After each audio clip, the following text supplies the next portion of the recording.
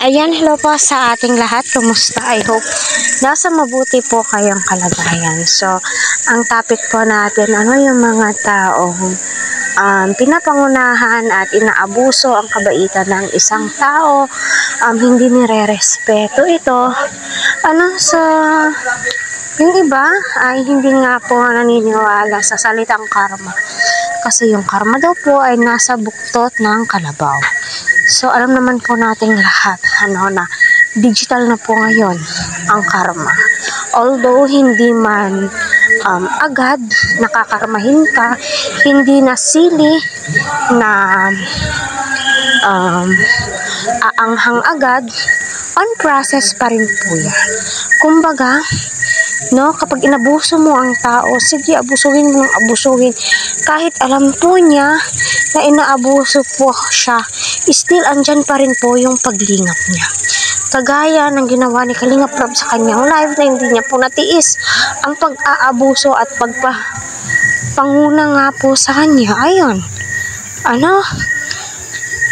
gumawa na po siya ng hakbang, para matulungan po siya ng mga supporters po niya.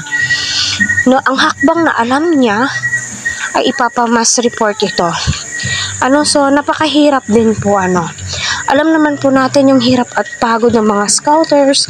Alam naman po natin yung hirap at pagod ng mga vlogger. Yung iba ay easy nga po sa kanila. Kagaya ng ginagawa ko. Although, kumukuha po tayo ng mga video clip. Pero, hindi naman po nila lahat. Segundo, second lamang po. Kasi, napakahirap naman po Maawa naman po tayo sa mga vloggers. Number one is yung mga beneficiary po nila. Kasi dyan po nila nilalaan. Yung tulong, dyan po nila ibinibigay, kinukuha, na mga financial, lahat, para matustusan yung mga pangangailangan ng mga beneficiary po nila. Number one, pag-aaral ng mga beneficiary po niya. So wag po natin abusuhin.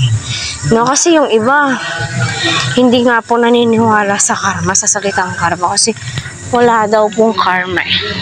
So, ayun. Ipagdasal po natin na magiging okay. At sana mawala na po yung fake page.